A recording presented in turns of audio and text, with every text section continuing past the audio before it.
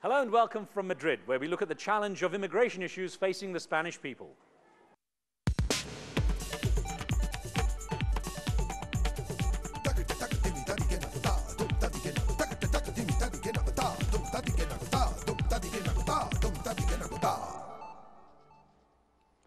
Just 14 kilometers separate the very different cultures of Africa and Europe, and it's across this relatively short but perilous stretch of water that the two collide. Thousands of immigrants risk the sweltering heat of African deserts, dangerous bandits on the roads, and the regularly rough seas of the Strait of Gibraltar, all for the promise of a better life. Even if they survive everything else, there are the increasingly vigilant border patrols trying to make sure they don't make it. For those who do reach the shores of Spain, the gateway to Europe, what sort of future awaits them? Well, for the past decade, immigrants filling low-paying, hard labor jobs helped to bolster the Spanish economy. But now, with their numbers rising and the economy showing signs of a slowdown, there are more concerns about immigration and whether or not these newcomers really fit in with traditional Spanish society. We'll get two perspectives on the contentious issue of immigration in Spain and how the country is dealing with it. Don't forget, we take your comments and questions on the program. The numbers are there on your screen. Joining us on the program here from Madrid is Sepide Labani Motlag, a consultant and analyst on migration and gender issues. Sepide herself is an immigrant having come to Spain just 8 years ago. Also with us is the filmmaker behind the award-winning movie 14 Kilometers. Gerardo Olivares wrote and directed the fictional documentary which examines the severe hardships faced by those trying to enter Spain illegally. I want to welcome you both to the program. Thank you very much. And I have to start off asking you actually, Sepide, how easy do Spaniards find it to talk about the issue of immigration? Because it seems a very hot topic and some people seem willing, but a lot don't seem to want to talk about it openly. No, the real problem is that they consider it as a problem.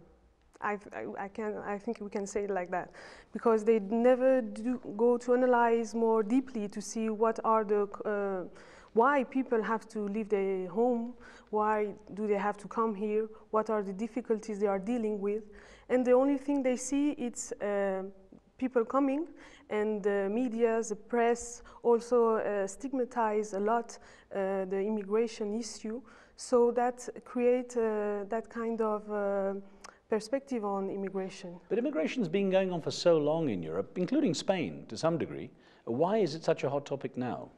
Because in Spain, before it was not immigration, but emigration. It means that Spanish people were the ones who had to leave the country to go in look of the El Dorado. But now it's reversed. So people are coming a lot, and it's quite new for Spanish people. But there are also other kinds of immigration that they have experimented here in Spain that are internal immigration. Lots of people had to go from the countryside to the cities in order to find jobs. Many have crossed the sea to go to Americas to find also a better life. But they see it as different. They think that it's different, that they don't experiment the same thing. Gerardo, so your topic of your award-winning movie is very hot right now, this idea of immigration, and you've made a very strong and very emotional movie about three Africans trying to get, the important part is not just getting across the water into Spain, but getting across the whole desert and roads and everything else. What was the message you wanted to leave with your audiences? What were you trying to say with that film? Yeah, well, you know, we used to watch on TV, on the news, the same images, you know, these huge boats full of immigrants arriving to the coast, you know, we call cayucos or patera. So this is every day on TV. And I think the people, they used to see these images, and we are like a little bit of insensibilization about this, no?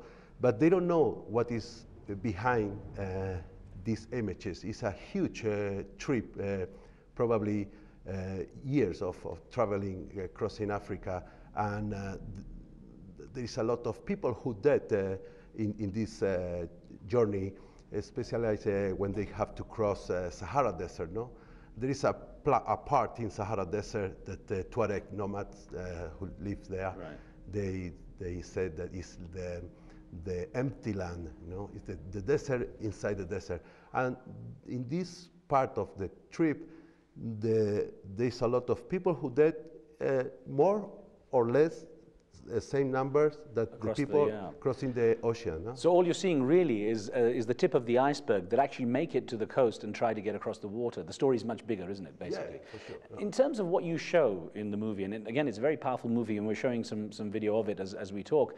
What basically, how true is the experience you tried to get across? I mean, how realistic is it, what we see on the screen in that movie, 14 kilometers? Yeah, all is real. I mean, I make the trip before I make the movie, and I talk with a lot of people who try to reach Europe, and the movie is a example of the reality. You know, is all the stories that you can see in the movie is their truth stories. People who told me about that, about his experience. And so, Seppi, when they arrive here, you've had experience firsthand with immigrants who do get to the shores of Spain. What awaits them here? What do they face? I think the major problems that they have to face is labor exploitation and precarious labor conditions. Also, they have to face social discrimination and exclusion. They have money problems, they have housing problems, they have difficulties to find a home, or when they find one, it's very expensive and very insalubrious situation. They also can have family problems because of the social changes that they have to face. And I think these are the major problems they have to face. All the things you described there are so many different types of people coming, immigrants coming into Spain. The things you described just there, do they apply to all the immigrants? Because surely it's different for Europeans coming in, Brits, a lot of Britons coming into Spain, you know, people from other areas, Latin America, South America in particular. Is the experience similar for most of these people, or is it really that different? I think that in general terms, we can say that it's more or less similar, but it had different grades. For example, the Muslim community here is the one that is the more stigmatized and excluded, because Spanish people think that their culture or their religion or their values are too different from the Spanish one, and that's wrong. But because of that vision of the other, because of that vision, it makes the things more complicated for them. I should ask you, how do they identify Muslim? I mean, how do they identify? Because you could be African Muslim, could be Asian Muslim, could be Eastern European Muslim. Basically, Muslim people for Spanish people are Moroccan people, because Okay. the other ones are called sub-Saharan people, the African ones.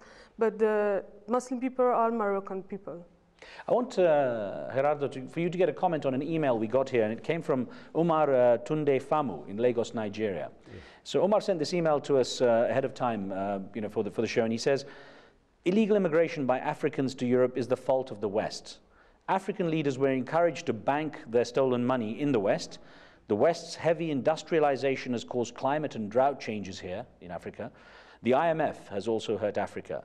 When the West gives support to African trade development, growth, and progress, illegal immigration will diminish. Do you believe that if the West helps to develop Africa, that immigration will stop? Yeah, for sure. I think these people, they want to come to Europe for a better life. If they can find what they need in their own countries, it's what she said before. You know, we used to be an immigrant country, and now we are a rich country. So it's because we have all what we need here. We don't have to go outside to get it. Yeah. Your film has been acclaimed, I mean, and it's beautifully shot, I have to say. It's been acclaimed in film circles. How does the average Spaniard react to the movie and the message in it? Yeah, most of the people who saw the movie, they told me, you know what, Gerardo? Now when I saw a black guy in the street, I'm going to look with different eyes, you know, because they don't know what is the problem of these people, you know. So do you think they are actually starting to register the difficulty? Do you think it actually is coming home, or do they still get influenced by the news? Yeah, definitely. They have a lot of influence by the news, yeah, for sure. Yeah. Seppi, to what extent, I mean, we've mentioned a little bit in the introduction, the issue of the Spanish economy, obviously taking a bit of a hit now. House prices have gone up incredibly. How much is this actually fueling the more negative attitude towards immigrants? Well, I think that two major problems, especially about labor market, Spanish people think always that migrant people are competitor in the labor market, and they also think that they are the cause of the precarious situation of labor market. But this is false, because we know that labor market is segmented. It means that migrant people accept the lower paid jobs in the most worst conditions, so they are not really competing with the Spanish people. But Spanish people think that they're competition. Let me ask you an email question that we got in and ask you to address this. It's from Glenn in Virginia in the USA. And Glenn says, do you believe the increase in arrests and deportations of illegal immigrants is linked to Spain's slowing economy? No, I don't think so. Because I think that immigrants are contributing a lot to the Spanish economy, because we know that Spanish economy, it's a new one. It's also very, we have lots of older people, but the immigrant, it's activating the economy of Spain, because there are lots of people are working legally. I mean, this is a false thinking that they are working illegally. They are working legally, they are paying to social security, so they are increasing the economy of Spain. So when I read articles that say most immigrants coming to Spain don't want to stay indefinitely, many of them want to make some money and then go back home, from your experience in working with immigrants, how true is that? I think that you have to look at different stages. When an immigrant person is coming, obviously he has not planned to stay a long time, but as the time goes by, they make their life here. They bring their families here, their children go to school, so they get integrated in the Spanish society, and coming back to their country is difficult, because there's the other side of the coin. In their homeland countries, they are not any longer considered as being from there, you know, right. So they have to deal with this kind of things also. And Gerardo, from your movie, from going and doing the research and doing the journey yourself, how much did you get a sense that the people who make that journey, that difficult journey, are looking at it as a one-way journey, that it's a permanent journey? Or did you get the feeling they're looking to come back sometime? No. I mean, first of all, when they start the journey, even they didn't know how difficult, how dangerous is the journey. And I talk with a lot of people who make the journey, and they told me, if I know that the journey is so difficult, I will never do it. No? And once they arrive to Spain, it's very, very difficult that they're going back to their own countries, especially for the sub-Saharan people, you know, because for them it's very difficult to get the papers. I think in all the global immigration in Spain, the most difficult situation is for these black people, no? Because they don't have a big community that they support them, that they protect them, like, for example, from Latin America, from Morocco. They have big communities. Everybody has a cousin, a brother, a friend who is going to take care about it. These black people, they don't have nobody here, no? So. Did you get a sense that there are many happy stories? Because like you say, we see so many of them on the way they fail, whether they die or they can't make it any further. So many get to the border and fail again because they get caught or they can't make the journey across the water. Did you get a sense of many happy stories, many happy endings in this journey? No, not really. For example, one of the people that I used to talk a lot to write the scenario there is somebody who sells newspaper in the door of a supermarket. He's from Nigeria, and now he went back to Nigeria because he can't live in Spain with that money. He said, you know, Gerardo, here the people is very racist. It's a lot of xenophobia. I have to be careful when I go in the street. The people want some time to fight with me. I don't make enough money to pay my room, so I prefer to go back. It's one of the cases that I know that they went back to their own country, but the life for them is so difficult that I didn't know a happy end for these people. No. And Spain has its own issues now with the different immigrant communities too, I gather, Sepide, because you have, for example, some of those coming from South America are bringing issues such as gangs, I think, which Spain had never seen.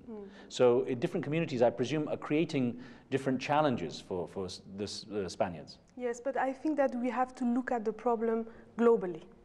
It's true that you have different problems for each community, but if you don't solution the global thing, you will not solution the specific things, because the main problem is that immigration in Spain is seen from an instrumentalist point of view. It means that migrants are only seen as a labor force. Right. They are not seen as human beings.